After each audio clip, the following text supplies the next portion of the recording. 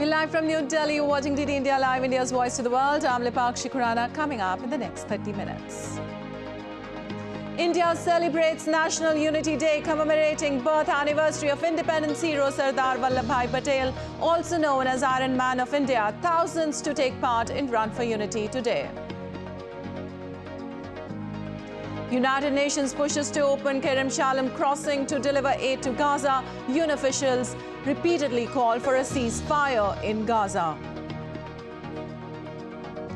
Israeli forces attack North Gaza's main city from both sides. Netanyahu rules out ceasefire with Hamas.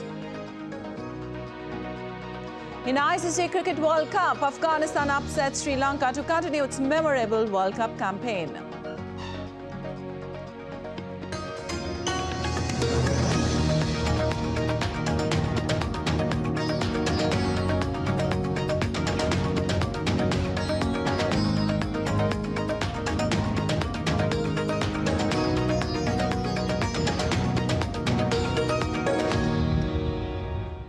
And on to details now. India is celebrating the National Unity Day, also known as Rashtriya Ekta Divas, to commemorate the birth anniversary of Sardar Vallabhbhai Patel, country's first Home Minister. To mark the occasion, Prime Minister Narendra Modi will be in Gujarat to pay tribute to Sardar Patel at the Statue of Unity, the world's tallest statue.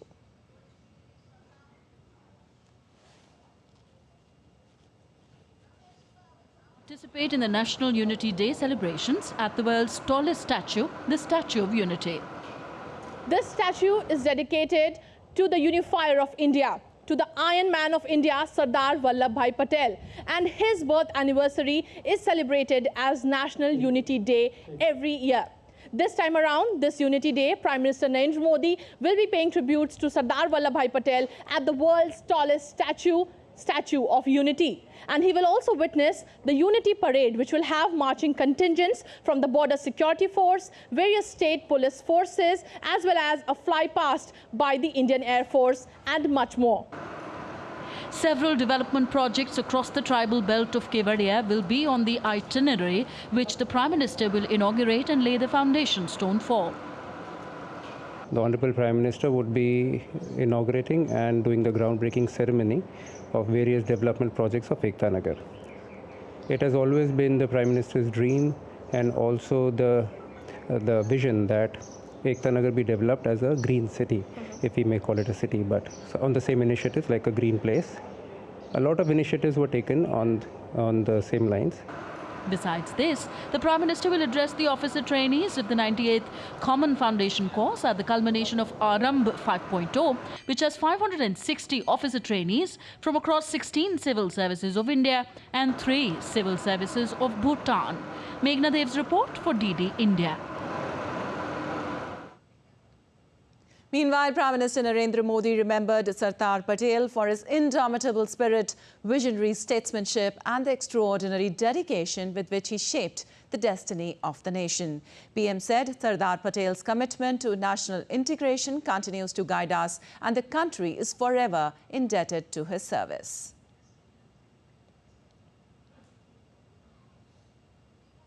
And now, for more, we are joined by Meghna on this.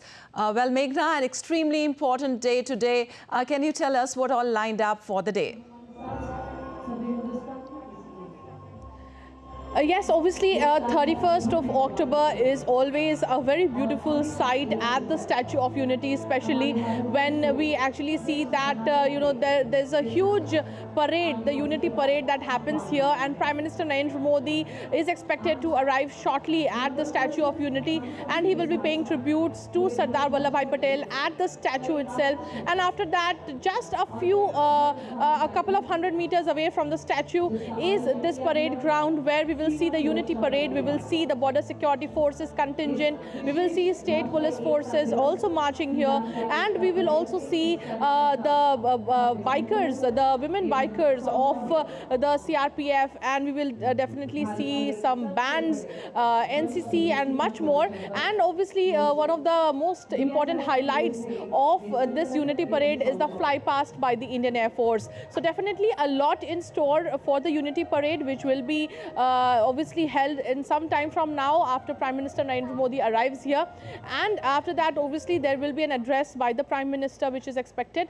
And most importantly, this place is a place which has been dedicated to what Sardar Patel stands for, to the work that he has done, and obviously, in a sense, unifying the efforts and the contribution that he had given for unifying India, for integration of the princely states, is something that people, when people come here, people remember, people know more about him. And this statue, definitely the world's tallest statue dedicated to him, and what better a day to celebrate National Unity Day than his birth anniversary. Sure, Meghna. Also, what is the level of excitement for the Rashtriya Ekta Divas parade? I will just keep you with the visuals for the moment, so that I can show you the preparations that are going on. We are seeing, and just, when you will see there are some people in blazers that are sitting there. These are the people of the civil services. They are under the under trainees of the civil services. They are here for their Aramb, foundation course. And what we definitely see is that the preparations here, we see the flags here, we see the entire parade ground very decked up for the event today. Besides that, very importantly, Statue of Unity as a place also is one of the finest examples of what can be achieved in a place, and how this place has attracted massive tourist attention, massive tourist footfall in the past few years. We also do see that since the statue was unveiled in 2018, after that we have seen massive footfall. Obviously there was a lull during COVID, but after that the tourist footfall has definitely picked up. And what we, the sense that we gather is that the number of tourist attractions that are here around the Statue of Unity has been gathering footfalls. If we see the number of this year itself till September, it is around 32 lakhs. So that is a massive number in itself. And the festive season is coming up when we're talking about November and December. So it is expected that this would reach somewhere around 50 lakhs or maybe surpass 50 lakhs. So that is also a huge number when we're talking about so many people visiting this place. Now, what this place has to offer, definitely this magnificent statue, which is, an engineering marvel, which has history attached to it, and which is, in a sense where there is a patriotic feeling, and there is obviously a pride to visit this place. But besides that also, what more has this tribal district of Narmada and this place of Ekta Nagar, which was formerly known as Kevadia, this place, what it has got to offer in terms of scenic beauty, in terms of the Sardar Sarovar Dam, in terms of the Narmada River, and the number of recreational activities and the number of attractions that have been built around it.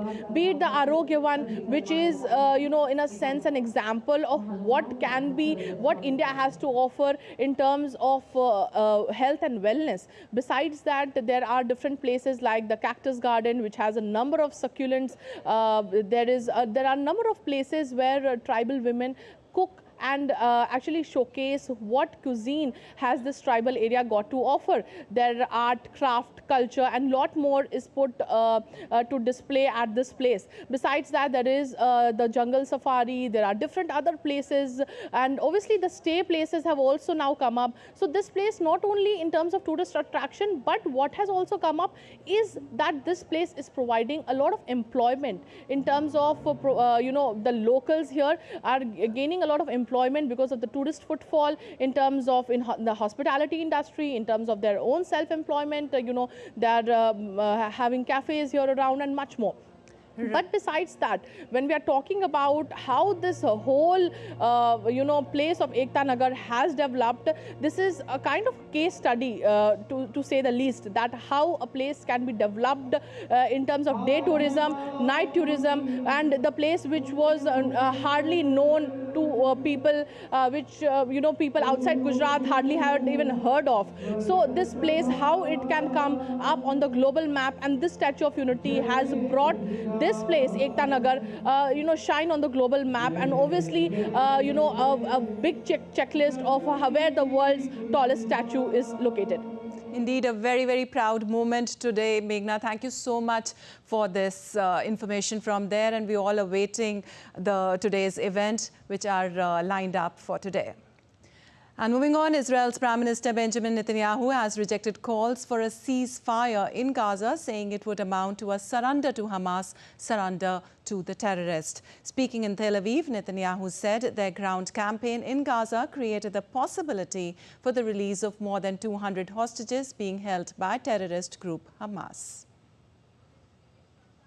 Our common assessment of all of the, not only the cabinet members, but also all the security forces and the military, is that the ground action actually creates the possibility, not the certainty, but the possibility of getting our hostages out, because Hamas will not do it unless they're under pressure.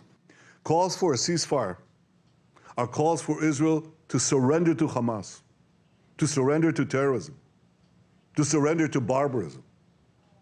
That will not happen. And on Monday, the Israeli army released a video of airstrikes on what it says to be Hezbollah military facility in South Lebanon. In a social media post, the Israeli Defense Force said that the strikes were in response to launches from Lebanon against the country. The two sides have been exchanging fire across the border since the start of the conflict between Israel and Hamas on October 7th. The violence on Lebanon's border with Israel is the serious escalation since its 2006 war. And U.S. House of Representatives Republicans have introduced a plan to cut down funding for the Internal Revenue Service to provide for $14.3 billion in aid to Israel. Earlier, Biden proposed for a $106 billion package that would include aid for Israel, Ukraine and border security. But under new House Speaker Mike Johnson, House Republicans unveiled a standalone supplemental spending bill only for Israel. Johnson, who voted against aid for Ukraine before he was elected House Speaker last week, had said he wanted aid to Israel and Ukraine to be handled separately. He has said he wants more accountability for money that has been sent to the Kyiv government as it fights Russian invaders. And the United Nations is urging for the opening of the Kerem Shalom crossing to provide aid to the besieged Gaza Strip. The UN states that multiple border crossings are necessary and Kerem Shalom, controlled by Israel, is the only suitable one. Aid has been trickling into Gaza from Egypt via the Rafah crossing, while Israel's UN ambassador Gilad Erdan donned a yellow star as a symbol of condemnation against Hamas, criticizing the Security Council for its silence on recent attacks. The Security Council has not passed any resolutions on the conflict, with some blocked by the US and others by Russia and China. The UN General Assembly recently adopted a non-binding resolution for an immediate humanitarian truce. Some of you have forgotten why this body was established. So I will remind you, from this day on, each time you look at me, you will remember what staying silent in the face of evil means. Just like my grandparents and the grandparents of millions of Jews, from now on, my team and I will wear yellow stars.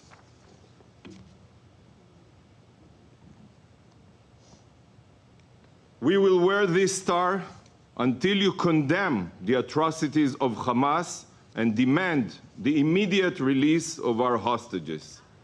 While U.S. is also pressing for a speed delivery of humanitarian aid to the Gaza Strip to assist besieged Palestinians. Aid supplies to Gaza have been choked since Israel began bombarding the densely populated Palestinian enclave in response to a deadly attack by the militant group Hamas on October 7th. Obviously, it goes without saying that we continue to closely monitor events in the Middle East and the conflict between Israel and Hamas. Of course, the president remains continually brief, so additional trucks. And we had 45 or so get in yesterday. We're hoping that we can get some more in today, but obviously, even with the increase, it's going to take time to make up the difference. And we know there's an awful lot that needs to happen to accelerate and to increase that flow of aid. And on Tuesday, the U.S. Defense Secretary and Secretary of State will present their argument to lawmakers seeking approval for President Biden's $106 billion budget request for military aid to Ukraine and Israel. However, some Republicans may express concerns about the plan's size, according to reports by Kate Fisher. Let's take a look. US President Joe Biden pressed Congress for the combined aid in a prime-time address last week, proposing $61 billion in lethal assistance to Ukraine and around $14 billion for air and missile defences in Israel, which has a better-equipped military. The push underscores the growing Republican resistance to linking assistance for both nations. In the House, the newly elected Republican Speaker, Mike Johnson, said that he plans to move a standalone Israel funding bill to the floor this week, separating it from Ukraine aid. The White House spending plan also designates a lesser sum for Taiwan and the Indo-Pacific region, $7.4 billion, which includes funds for the Navy to produce nuclear-powered submarines under the defence sharing agreement with Australia and Britain, known as AUKUS. The White House has said it has less than $5.5 billion in funds to continue transferring weapons from US stockpiles to Ukrainian forces fighting Russia. Kate Fisher in Washington, reporting for DD India. And Google CEO Sundar Pichai made an appearance at the U.S. District Court in Washington on October 30th to defend the company against claims that it violated antitrust laws. Google raised concerns to Apple about Safari browser's lucrative queries to Amazon, leading to the U.S. government pursuing a case over potential illegal actions. He also acknowledged that Google's decision to make its search engine the default on laptops and smartphones is a key point in a U.S. antitrust fight, focusing on billions of dollars spent. And General Motors and the United Auto Workers Union have reached a tentative agreement, winning record pay hikes to end 6 weeks of a coordinated strike against the Detroit 3 automakers. Details of the General Motor deal were not announced, but sources said the UAW won the same package of wage increases it agreed at the other two automakers, which raises top pay for veteran workers by 33%. The General Motor workers will return to work after an official announcement of the deal.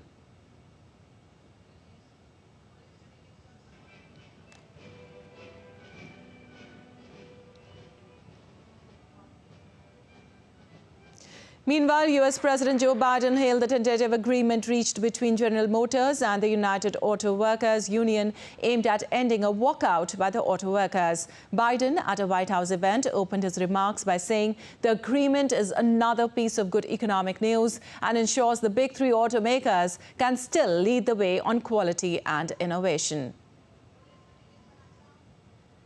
They have reached a historic agreement and a hard-fought agreement that was really battled for a while, but it was all done in good faith. And these record agreements reward auto workers who gave up much to keep the industry working and going during the financial crisis more than a decade ago. These agreements ensure the iconic Big Three can still lead the world in quality and innovation. And a drone footage taken over Ciudad Renacimiento in Acapulco showed the devastation caused by Hurricane Otis. Hurricane Otis, a Category 5 storm that hit Acapulco, Mexico, has left nearly 100 dead and missing. The storm caused flooding, roof damage, submerging vehicles, and severing communications. The city's population of nearly 900,000 is desperate for food and water. Estimates suggest the cost of damage could be $15 billion. Mexico has sent nearly 17,000 armed forces to help distribute food and supplies in Acapulco.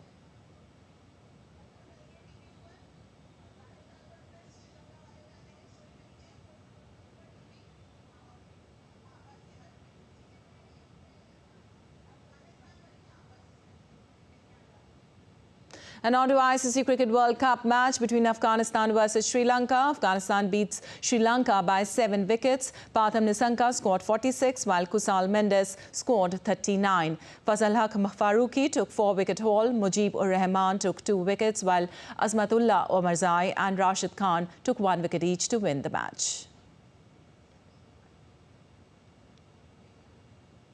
Well, that's all for this edition of DD India Live, but let us know your thoughts on the news of the day. You can connect with us on Facebook, X, formerly known as Twitter, and Instagram, and we'll be back with more news as it breaks here on DD India. I'm Lipakshi Khurana from all of us here in Delhi. Thanks for watching DD India Live.